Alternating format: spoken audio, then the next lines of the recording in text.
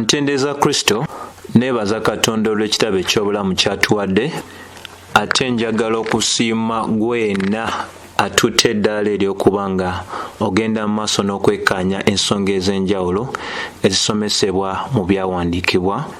Twebaza Mukama waffe Yesu Kristo atuganyiza okuba nga tuli bakozi wamu naye mu mulimo guno ogw'okubeera nga tugenda mu maaso n'okuba nga tubuulira enjiri wamu ate era n'okuzimbagana ng'omubiri gwa Kristo Yesu. Olunaku olwaleero njagala tutunuulire essuula ey'okuna ey'ekitabo eky'Abakolinso ekisookera ddala.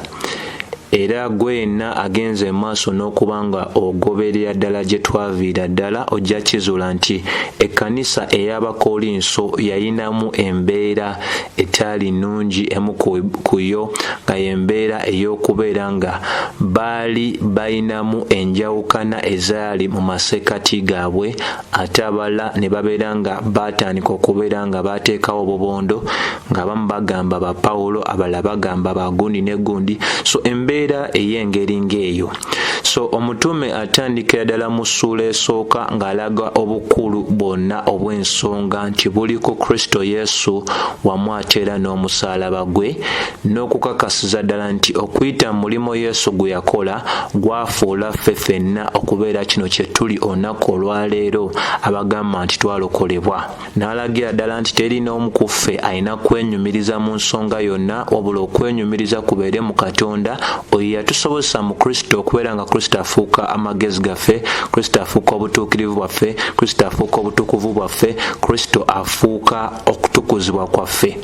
Kati mu ssuula ey'okubiri omutume era aweera ddala ensonga ey'okugamba nti mu kuba nti yali ategedde nnyo obukulu obwa Kristo n'omusaalaba gwe, ne bwe yali agenze mu Bakolinso bano ng'atandikayo omulimu, essira lye teyaliteeka mu kumanya kintu kyonna mu masekkati gaabwe, wabula essira lye yaliteeka kubeera nga amanya Kristo n'ekyo kye yakola ku musaalaba e Gologoosa, n'ekirala kye yanyweza nti mu masekkati g'obulumi bwe yayitamu mu mubiri wamu n'okukankana kwe yalina, tekyamugaana kubeera nga enjiri eya Kristo Yesu agyogera nga bwe yali egwanidde okuba ng'ekola ki, ng'ebuulibwa. Ensonga endala enkulu n'anywereza ddala nti ebintu byonna ebyali byakwekebwa emirembe n'emirembe, Katonda n'abiganya okuba nga bibikulirwa abo abatume, era abatume ne babiteeka mu buwandiike. Y'ensonga olunaku olwaleero gwe nange tusobola otegeerera ddala nti ebyo byonna omuntu byali talabangako, ebyo byonna ebyali tebiyitangako mu ndowooza y'omuntu, kaakano Katonda abitubikulidde olw'omwoyo we, kubanga abatume byonna ebyabalagwa byagenda mu maaso n'okuba nga bagenda mu maaso n'okuba nga babiragibwa, bagenda mu maaso n'abiteeka mu ki, mu buwandiike. N'ensonga endala ne tutegeerera ddala nti kaakano olw'okuba nti tulina endowooza ya Katonda tusobola ddala okutegeera ebyo ebya Katonda. Essuula ey'ekusatu n'anywereza ddala omutume ng'alagira ddala nti tewaliwo okwenyumiriza kwonna era kubeere Mukama waffe, kubanga obugazi bw'ettaka, obugazi bw'omulimu n'abakozi bonna ba Katonda n'ensigo eva eri Katonda. Kati bino ebyogamba nti simanyi bano ba Apolo, bano ba Pawulo, bano ba Sifaasi, Pawulo n'agambira nti ebintu ebyo si bikulu, wabula oyo gwe tukola naye mulimo guno ogw'okukola enjiri yagwanidde okuba ng'akola ki, ng'asinzibwa, ate yennyini yasobola okusalawo n'agaba amakungula amalungi nnyo nnyini, n'okulabulwa ne kuweebwa eri abo bonna abagamba nti bali kitundu ku nnyumba ya Katonda, babeere beegendeza mu ngeri gye bakolamu emirimu gyabwe, kubanga oyo yonna ayonoona omubiri gwa Katonda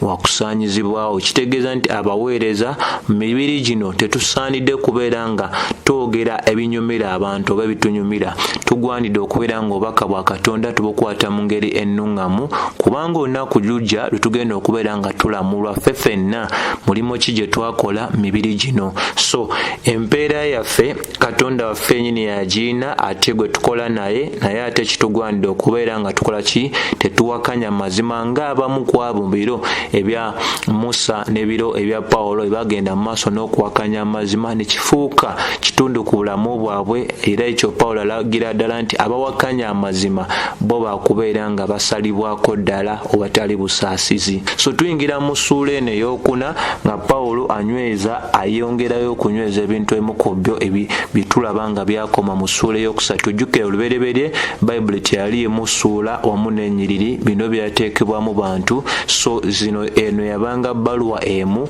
namba. Obukulu obw'ennyiriri bw'otandika n'essuula ey'okunonya olusooka lutandika nga lugamba, nja kukozesako Oluzungu n'Oluganda, Let a man so account of us as the ministers of Christ and stewards of the mysteries of God. Nti omuntu yenna atubale ffe okubeera nga tuli baweereza abakristo era nga tuli balabirizi ab'ebyama bya Katonda. Kati awo wali obukulu obw'ensonga. Pawulo atandika ng'agamba nti kigwanidde newankubadde Abakolinso bano balinamu engeri ey'okuyisaamu amaaso abatume abagwa mu kkowe erya Pawulo amaaso, agamba nti kigwanidde okubeera nga abatume bano babalibwa oba mu ngeri emu oba endala baweebwa ekitiibwa, bassibwamu ekitiibwa ekyabo mu ngeri emu oba endala abagenze mu maaso ne babeerera ddala abaweereza abakristo ate abalabirizi ab'ebyama bya Katonda. Mu Bakolinso mwalimu abantu bangi abaali beeyita abatume naye nga tebaali batume, nga n'omulimo nga n'ebyo bye bagamba nti baali bakola baali tebabirabidde mu ddala mukisa, kubanga tebaali batume ba Katonda, baali beeyise bweyisi okubeera abatume.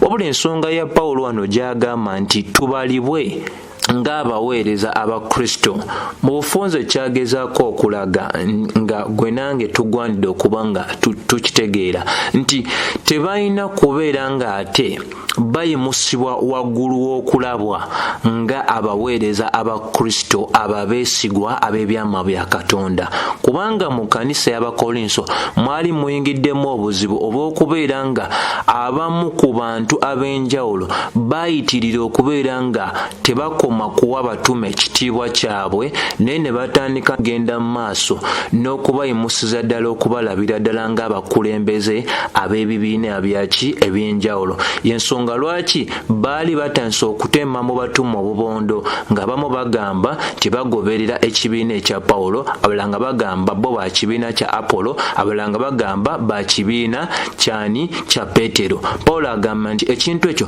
kikyamu nnyo nnyini ddala, kubanga ffe tulabibwe bulabibwi ng'abaweereza abakristo Yesu, naye waleme kubawo mbeera yonna etusumuusa, waleme kubawo mbeera yonna etugulumiza okusukkuluma ku ekyo kye tuli. Mu bufunze ensonga endala ey'okubanga tutegeere bulungi nti omuntu ayitibwa omuweereza ye muntu alabirira omulimo gw'omulala. Ekitegeeza ffe abagamba nti tuli baweereza leero oluvannyuma lw'abali abatume nga tutunulira ebyo ebyatuwandiikibwa okubeera nga tugobera, tuyina kubeera nga naffe twerabira ddala ng'abalabirizi. Omuntu omulabirizi abeera aweereddwa ebintu eby'enjawulo by'alina okuba ng'agobera ng'akola omulimu gwe. Kati gwe nange olunaku olwaleero tetulina kubeera nga tusomesa kintu kyonna kisukkuluma ku ebyo abatume bye baatuwandiikira mu byawandiikibwa. Ensonga eyo nkulu nnyo okubeera ng'ekola ng'efiibwako ddala, kubanga owatali mbeera eno okubeera ng'egobererwa wava abantu okubeera nga bayitirira ku ekyo. So omuntu nga aweereddwa omulimu ogw'obulabirizi alina okukola omulimu guno kyeyagalire mu ssanyu, kubanga amanyidde ddala nti okuva mu bulabirizi bwe bw'anaaba mwesigwa mu bbo mwe munaava empeera ye, mwe munaava okusiimibwa kwe. ebintu ebyo Pawulo byagenda maaso n'okubanga akola ki ng'anywereza ddala, kubanga muganda wange olunaku olwaleero tuli mu biro ebyokubeera nga abantu ab'enjawulo bagenda maaso ne bayimusa nnyo abaweereza okusukkuluma ekifo ekyo kye bagwanidde okubanga balabibwamu. Kyovola nti olunaku olwaleero abaweereza bafuukidde ddala nga bakulembeze ab'amawanga. Obubondobondo obwo obubatemeddwamu okuva mu bagoberezi baabwe ate obusinga butandikiddwa bo buviiriddemu embeera ey'okubeera ng'abantu batandika okugamba ffe tuli bagundi tugoberera kino tugoberera kiri, ne kibeerera ddala nti Bayibuli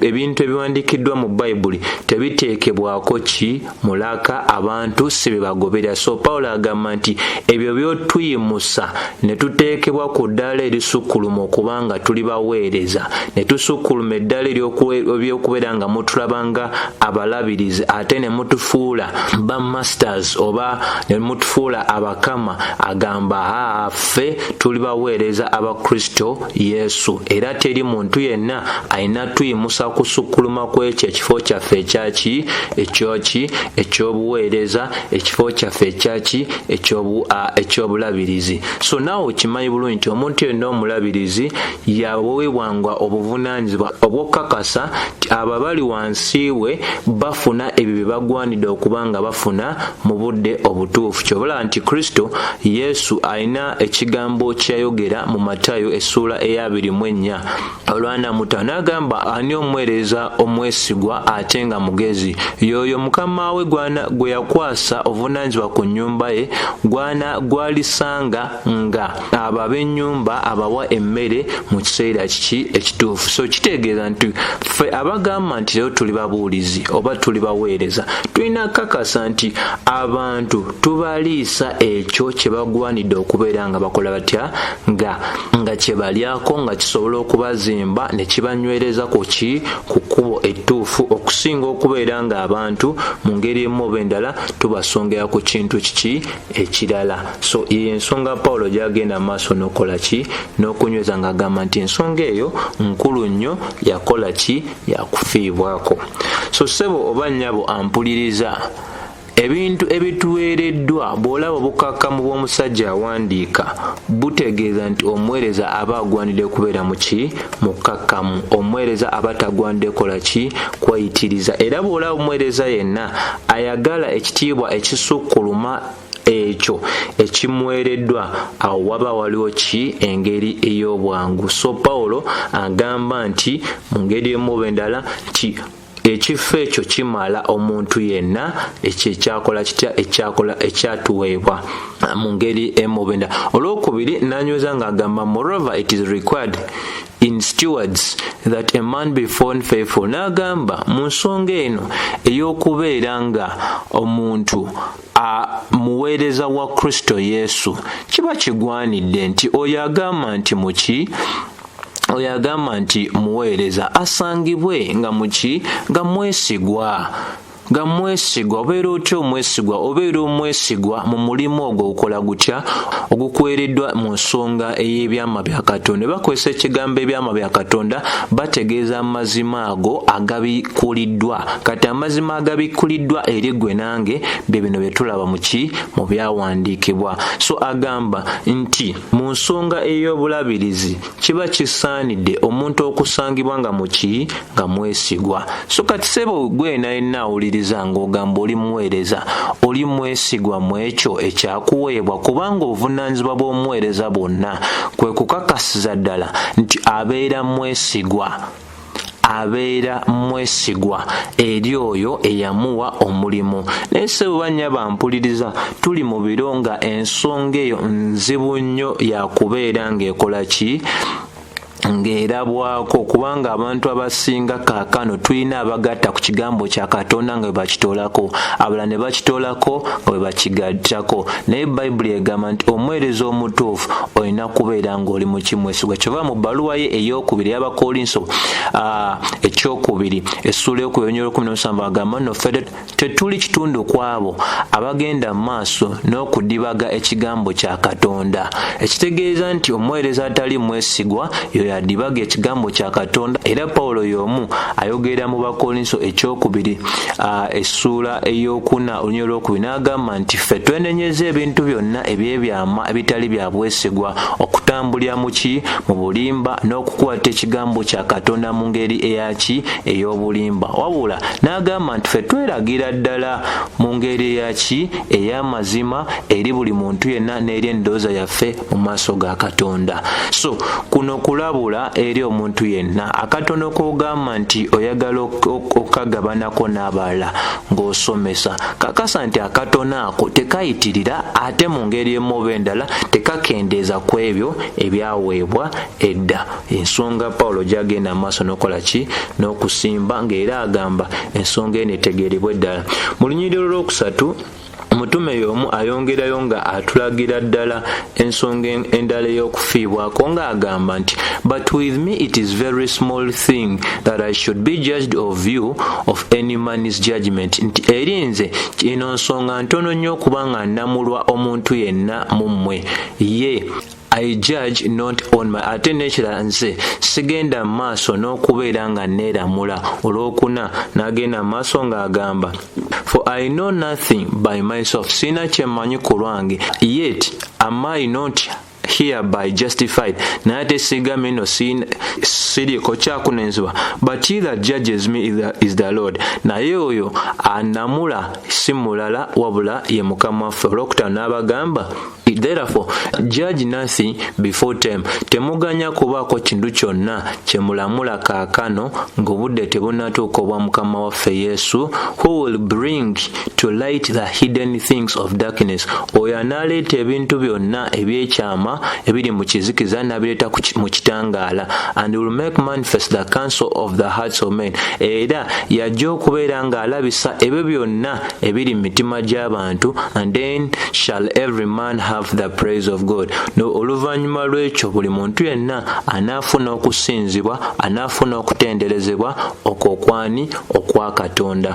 Pawulo mu bufunze kyagezaako okubeera ng'alaga nti Abakolinso bano mu ngeri emu mu b'endala baatandika okubeera nga balengeza abatume Apolosi n'abantu ab'enjawulo, Pawulo mwene nga mulimu engeri y'okulengeza. Kanagamba nti okulengeza kuno kwajja olw'embeera ey'ebintu eby'enjawulo bye baayitamu, tugambe emitawaana emingi nnyo nga bwe tujja okulabira mu kitabo kino. Naye agamba nti okulamula okutali ku kiseera ekituufu tekulina kubeera nga kukkirizibwa paka Kristo bw'anaalabika. So mu bo balinamu abantu nga boolaba mu bbaluwa ey'okubiri baali bayimusa nga bagamba we batuma bannamaddala nga balina ebintu ebyokungulu oba eby'omubiri bye bagenda mu maaso n'okugoberera. Pawulo agamba nti nze okusikiriza kulamula kwa muntu yenna, kubanga obudde tebunakola butya, obudde tebunatuuka. N'obudde bunaaba butuuse,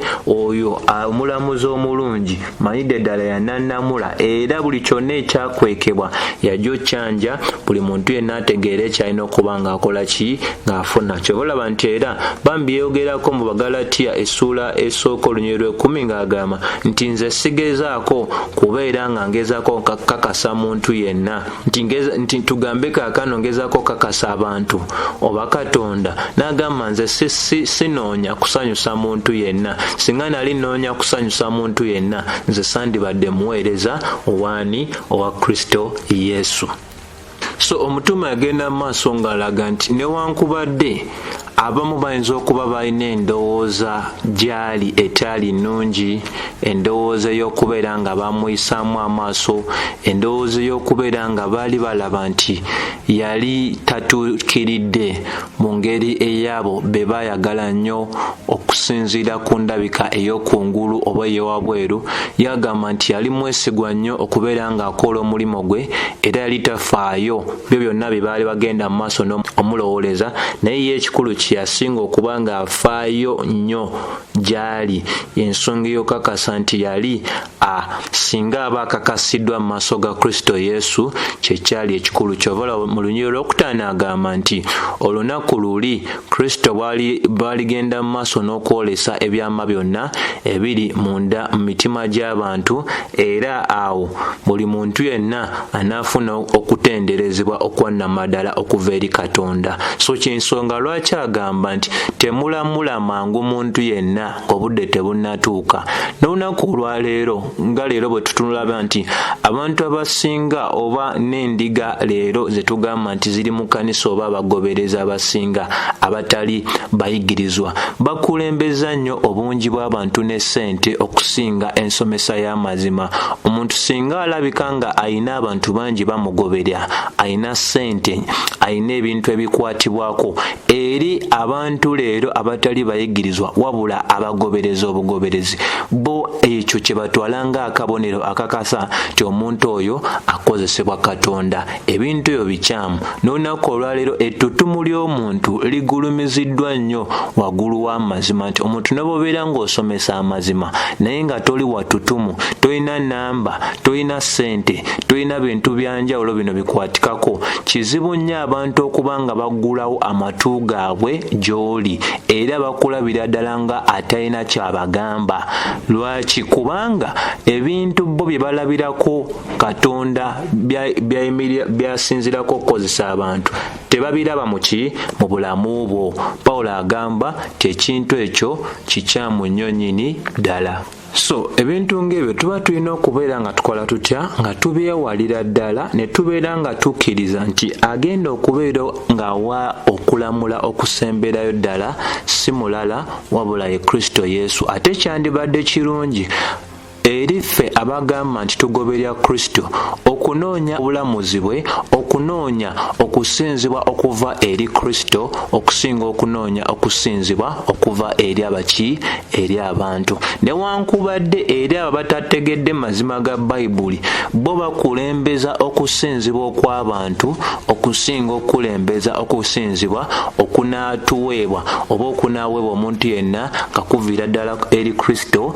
ng'asiimidde ddala omuntu oyo omulimo gwakola gwakoze. So nga bwe nayogera luli ne kaakano njogera nti kizibu nnyo okuyita mu kitabo kino n'oŋŋamba nti ebintu ebigenda mu maaso n'okuba nga bikkiriziddwa mu makanisa agamu bikyasobola okuba nga bikkirizibwa ogenda mu maaso. Mu butuufu bw'ensonga teriiyo muntu yenna eyeekkaanya bintu bino n'osomesa kitabo kino n'oyikkaanya essuula zino mu bulambulukufu bwazo n'osigala nga okyaganya ebintu ebimu okubeera nga biwamba endowooza oba n'oganya ebintu ebimu kubeera nga mu ngeri emu oba endala bikkirizibwa okubeera nga bikolebwa, eyo yonna gye muyinza okuba nga mukola mutya nga mukuŋŋaanira. So olunyiriri olw'omukaaga agamba nti these things brethren I have in figure transferred unto myself, nti ebintu bino abooluganda sikome bukomi kubeera nga mbikkiriza okukola eri obulamu bwange, n'ebyo ebintu bya bimu ebigenze mu maaso n'okubeera nga bituuka ne ku bulamu obw'omuweereza munnange ayitibwa Apollos. For your sake, ku lwammwe, that you might learn in us, mwe muyigire ddala okuva ku ffe, not to think of men above that which is written, okubeera nga temugulumiza bantu okusukkuluma ebyo ebiwandiikiddwa. Ekitegeeza nti y'ensonga eri y'emu ku nsonga eyaleeta biri bye tulabye waggulu, ensonga ey'okubeera nga waliwo ebyogamba ono ye wange, ono ye wange, ne bino ebintu ng'ebyo. Pawulo agamba ebintu ebyo bikyamu kubanga n'abamu abatutadde mu mbeera ey'obubondo nti bano bagoberera ono, bano bagoberera oli. Ffe si bwe tutyo bwe tulowooza. Ffe twategeerera ddala nti obukulu bw'ebyo ebyawandiikibwa bwa maanyi nnyo okusinga engeri mmwe gye mugenda mu maaso n'okola n'otulabamu. Engeri y'okweyimusa teri mu nze, engeri y'okweyimusa teri mu Apolo, engeri y'okweyimusa teri mu Peetero. Kyava abagamba nti ekyo mukiyigire ddala ate ng'akibagamba leero tuli mu biro by'okugulumiza abantu. Ensonga eyo y'emu egwanidde okuba nga etegeeribwa ddala bulungi ddala. Agamba titeriiyo muntu yenna alina kubeera ng'akola ng'ayimusibwa waggulu wa ku munneewe. Agamba nti ekisinga obukulu mu byonna bye byawandiikibwa, era n'agamba nti waleme kubawo endowooza eyitiriza omuntu omu wansi wa munneewe. So embeera eyo eviira ddala mu kulamula abantu kwe bapapa okuba nga bakola. Naye ng'ate Pawulo atulaze nti ensonga ya byonna y'ey'okubeera nga gwe osobola okulaba ekyokungulu, naye waliwo Katonda alabira ddala ebiri munda. Oyo alaba eby'omunda yagenda okubeera nga awa, yagenda okuganya okutenderezebwa okw'omuntu okwannama ddala, okuteesigamye ku ebyo ebiyinza okuba nga birabikako nga nga bya ku mubiri oba bya kungulu. So ekyo kikulu. Ensonga lwaki ebbaluwa ey'okubiri y'Abakolinso essuula ey'okutaano olw'omukaaga n'olw'omusanvu lutugamba tuleme kutambula lwa kulaba wabula tutambule lwa kukola lwa kukkiriza. Ebintu ebyo bikulu nnyo bassebo ne bannyabo abawuliriza. Singa ogezaako n'ogulumiza omuntu yenna waggulu w'ebyo ebyatuweebwa, olwo obeera ogalinnye gye gaava. So embeera eyo si nnungi. Bayibuli era tekola tegikkiriza, teragira ddala nti omuntu oyo abeera akuze era n'abaako ne byakola byategeera. Kyova olaba ebbaluwa esooka ey'Abakolinso essuula 3:21 lutugamba nti tuleme kulowooza there let no man glory in men, waleme kuba omuntu yenna eyeggulumiza mu bantu. Naye ffe ffenna tulina kuteega nti ebintu byonna bitwereddwa ku lwaffe. So y'ensonga Pawulo gy'akola gy'azimbira ddala. Bw'otunuulira olunyiriri olw'omusanvu agamba nti for who maketh you to differ from another, ani abaleeteddemu okuba nti muli banjawulo ku balala? And what have you that you did not receive? Kiri kye mulina nga temwakifuna. And now if you did not receive it, bwemba nga temwakifuna, why do you glory? Lwaki mwenyumiriza? As if you had not received it. Lwaki mwenyumiriza nga mmwe abataaweebwa buweebwe? So ensonga eno eragira ddala nti buli omu kyonna kyayina. Ffe tetulina kirungi kyonna wabula okuggyako ekyo kye twafuna okuva eri Katonda.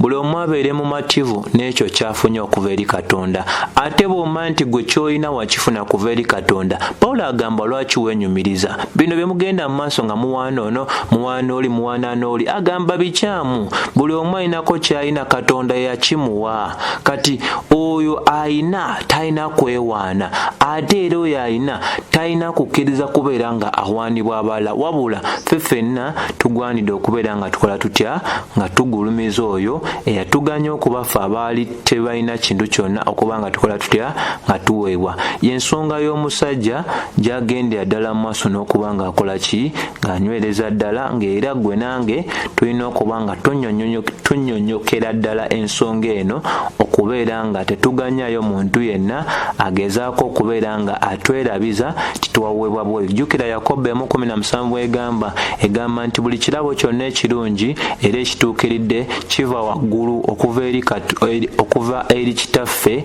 oyo ow'ekitangaala, omuye omutali kukyukakyuka newankubadde ekisiikirize. So buli kyonna ekyogerwako nga kirungi kiva eri Katonda. Y'ensonga lwaki Yokaana 1:16 egamba nti kuva ku bujjuvu bwa Kristo Yesu ffe ffenna kwe twagabanira ddala ekisa ku kisa. Ensonga era y'emu enywezebwa singa oba otunuulidde Peetero esooka essuula y'okunonyolwokutaano agamba nti buli muntu yenna alina ekirabo kyafunye okuva eri Katonda, abeere muweereza eri abalala nga yeeyambisa ekirabo ekyo ng'omulabirizi oyo aweereddwa obujjuvu obw'ekisa kya Katonda. So bikulu nnyo byategeera. Olw'omunaana agamba nti now you are full, kaakano mwe mujjuziddwa. Now you are rich, kaakano mwe muli bagagga. You have reigned as kings without us, and I would And I would to God you did reign that we also might reign with you. Nti mbakakasa eri Katonda nti mwe mufuze era naffe twandyagadde ofuga nga mmwe. Kati Pawulo ayingira mu lulimi olw'okusaagirira, nga olulimi luno olw'okusaagirira lwava mu mbeera ey'okuba nti Abakolinso bano baali beera mu ngeri endala etaali ntuufu. N'atandika okwoga mu lulimi olw'okusaaga ng'agamba mwenno mwe mujjuziddwa awatali naffe, mugaggawaziddwa awatali ffe, mufuuse ba kabaka awatali ffe. Naye nga kyagezaako okulaga Abakolinso tebalina kye baali kyonna, ng'oggyeko ekyo kye baagenda mu maaso n'otegeera oluvannyuma lw'abatuma okubagamba kino ne kiri. Naffe olunaku olwaleero bw'olaba ng'omuntu ng'agamba I am a king's kid, ndi mwana wa kabaka, kino ne kiri, simanyi teri ki. Abamu beenyumiriza nnyo okusukkuluma ebyo abatume bye bagamba bye tutalina kuba nga tukola tutya nga tugobera. So ayogera mu ngeri ey'okusaagirira, ng'engeri ey'okusaagirira eviira ddala ku malala ge baali beetaddemu ag'okubeera nga bagenda maaso n'okubeera nga balengeza abatume bano olw'emitawaana emingi gye baali bayitamu, nga balowooza nti bano abalina emitawaana emingi bagamba batya nti bakozesebwa Katonda. Ng'olunaku olwaleero bwe kiri, singa obeera nga olina ebizibu bingi ebikutuukako oba ne mu buweereza bwo oba wano ne waali, abalabira ewala batandika okugamba nti osanga omuntu oyo alina kye yakola, kubanga ne mu ndagaano enkadde abantu abaabanga bagagga kaabanga kabonero akalaga nti Katonda ali nabo. Naye ate endagaano empya si bwe kiri. Mu ndagaano empya begamba ba mukisa ababaki abanaku. Ekyo tusobola kisanga nga kirabika nnyo mu ndagaano enkadde. Era abanaku mu ndagaano enkadde baasangibwanga okubeera nga baabanga mu bitundu bya njawuloko, naye n'agamba beesiimye abo oba bamukisa abanaku.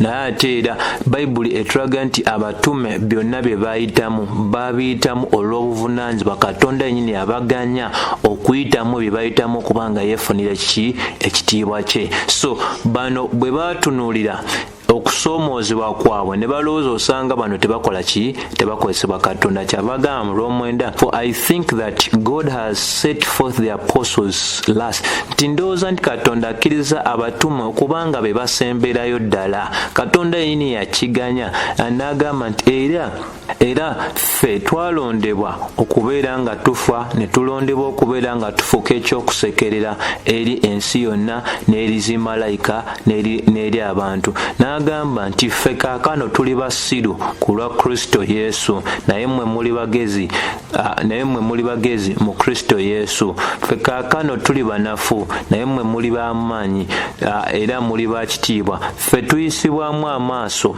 mu biro bino, era tulumwa enjala, era tulumwa ennyonta, era nga tetulina kimala, ne tugenda mu maaso n'okuba nga tulumizibwa, ate tulina nawa kubeera olw'12, era ne tubeera nga tukola nnyo wamu n'emikono gyaffe, ne tuba nga tetuvuma wabula nga tuli ba mukisa, ne tuyiganyizibwa era ne tubonaabona, ne tubeera nga tuyisibwamu amaaso, naye ate era ne tulabira ddala nga ebitaliimu eby'ensi paka ku lunaku luno. So emitawaana gino egy'enjawulo omutume alagira ddala oba awandiika n'alaga ebintu eby'enjawulo bye baayitamu olw'omulimu ogwali gubaweereddwa okutandikawo omusingi ogw'ekkanisa. Emusingi teri muntu yenna atakimanyi.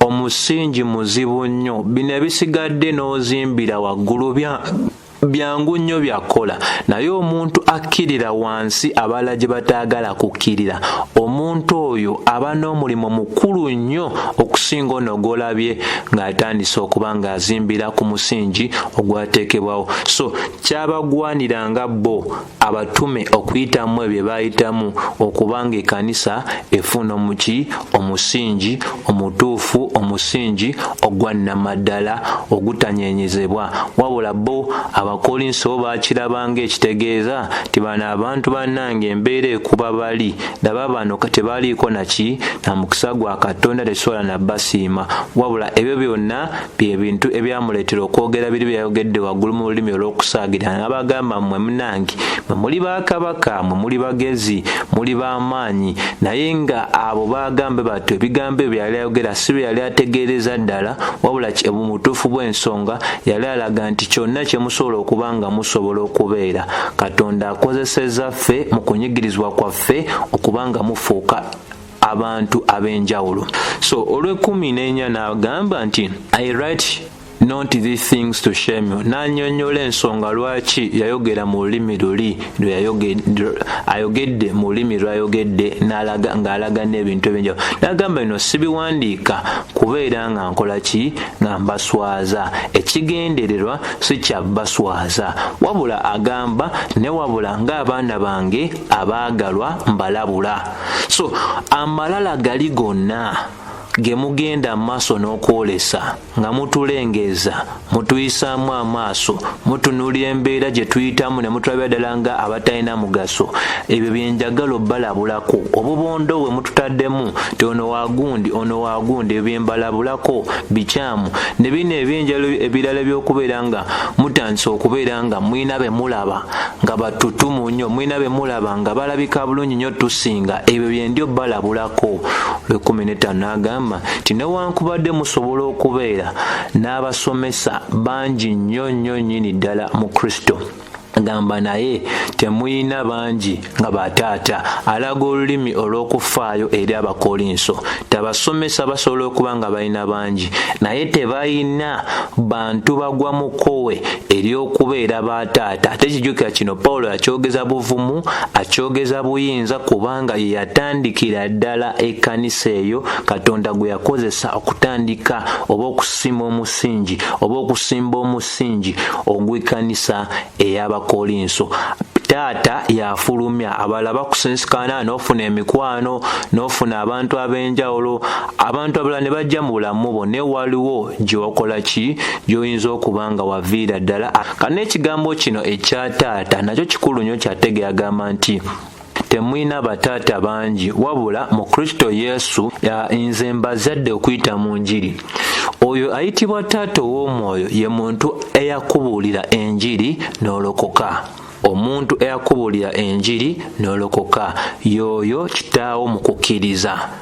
Wabula n'ekirala ekyotegeera omuntu nga kitaawo mu kukkiriza nakyo kiyina nnyo embeera gisobola okitegeereramu si mu ngeri ey'ekifo wabula mu ngeri ey'enkolagana. Leero abeeyita bataata b'abantu mu kukkiriza bo bakitadde ku ddaala ey'ekifo kubanga akuli waggulu nnyo kubanga alina agakanisa gangi alina ebikwatibwako bingi ngeri ng'eyo naye tugamba mu ngeri ey'enkolagana nga boolaba nti Pawulo alaga enkolagana alaga nti yali muggufu nnyo n'okweteeka wansi eri Abakolinso. Kintu kye tutalaba leero omuntu bagamba nti bw'agambibwa nti ye bishop oba saabalabirizi mu ngeri emu b'endala beerabira ddala nga abasigadde abali wansi waabwe bo baddu na buddu babalabira ddala nga bo balina ekintu bo kye baafuna bano abawansi tebakifuna. Bo balina Yesu ow'enjawulo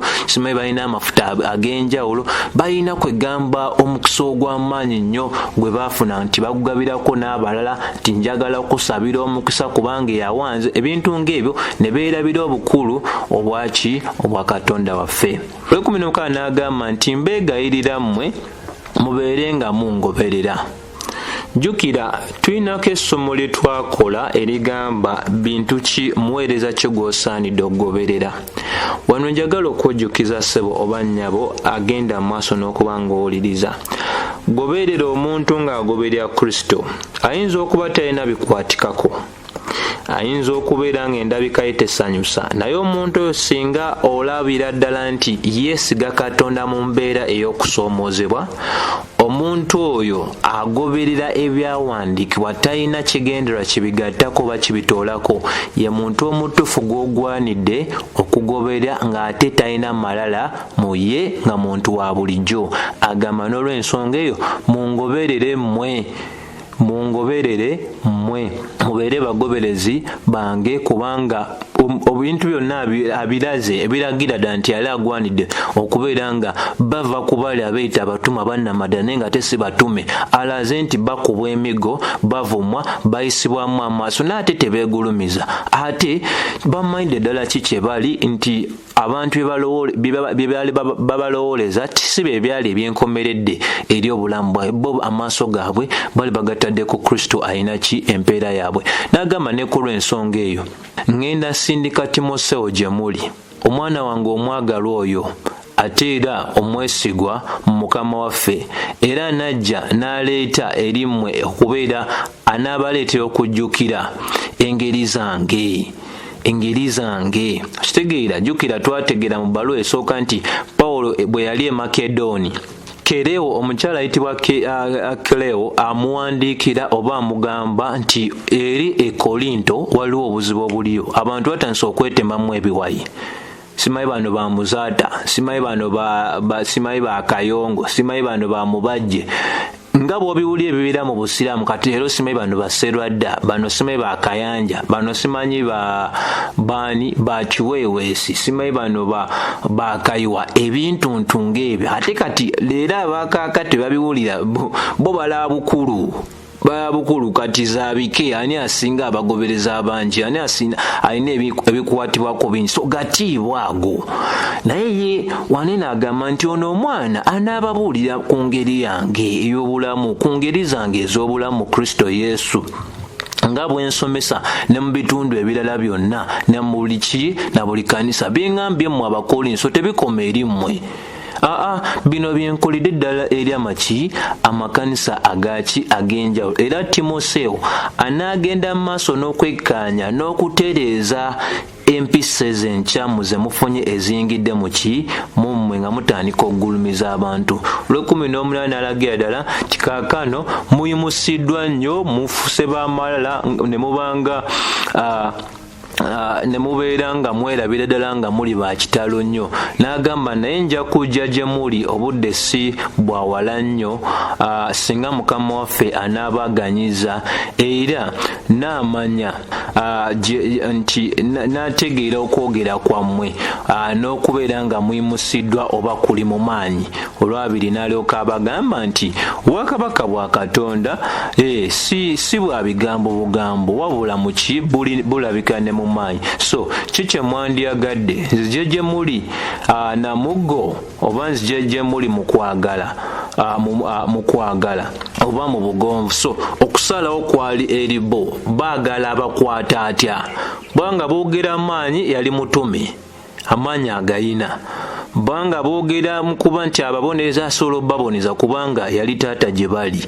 Ensonga ng'ezo nga ayagala azibeere nga zitegeerwa ddala. So bw'ofunze mukwano ampuliza ekyokuyiga ekisingira ddala obukulu mu bino bye tutegedde mu ssuula eno, kyekyokubeera ddala ekisookera ddala okubeera nga tetuyimusa baweereza okusukkuluma ekifo ekyo ekibaweereddwa.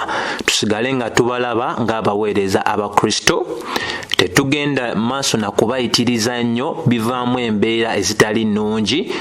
Ndowooza leero mubiwulira abantu baganya n'abantu okukka ku bigere ku ngatto zaabwe zikomba, kukomba empeta zaabwe, kubafukaamirira mu mbeera ezitategeereka, nti ne waba ava mu motoka abasajja n'abakyala mwena mweyalawo wansi okubanga mubafukaamirira, kusinza bifaananyi byabwe n'ebintu ebyenjawulo biviiriddemu embeera ey'obudyesidyesi, kuliisa abantu magongolo, kuliisa abantu misota, kuliisa abantu muddo, kunywesa abantu zijiiki, kulinnya abantu ku mitwe, ebintu ebyo ebitali biki birungi. So omuntu alabibwe mu kifo kye kyali, mutayisibwa mu maaso n'ate talina kuyimusibwa waggulu w'ekyo kyali. Ebirala ebikulu bye tutegedde, agambye nti omuweereza yenna owannamaddala asangibwe nga mwesigwa, kubanga tumanyi agenda otuwa ki engula, ate mukozi wamu naffe. Ate ensonga endala gy'anywezeza ey'okubeera nga tetukkiriza muntu yenna, kati nganzi ali kaakano okubuulira omuntu yenna okumpisaamu amaaso, omuntu mu ngeri y'okubeera nga tugambe nti batandika okulamula olw'endabikaayo olwakyo ne kino ky'otalina. Tulina kubeera nga ffe ffennyini tukumanyira ddala nti Katonda ye mwene y'amanyidde ddala ebiri mu mitima gy'abantu, era ekitiibwa okusinzibwa okwa ddala kujja kubeera nga kusalibwa awaani Mukama waffe Yesu Kristo. Ate era n'alabula ekkanisa obutakkiriza muntu yenna, oba waalinnya ki, oba alina ennamba, oba alina ssente, oba alina ebikwatibwako, agamba teri muntu yenna alina aggulumizibwa waggulu w'ebyo ebyawandiikibwa. Omuweereza alabibwe ddala ng'omuweereza, naye talina kulabibwa nga pulezidenti wa kibiina, talina kulabibwa nga simanyi twita ba masters abali awo nga baatuuka dda, ebintu ng'ebyo. So n'alaga nti omulamu bwabwe nga bo abatume.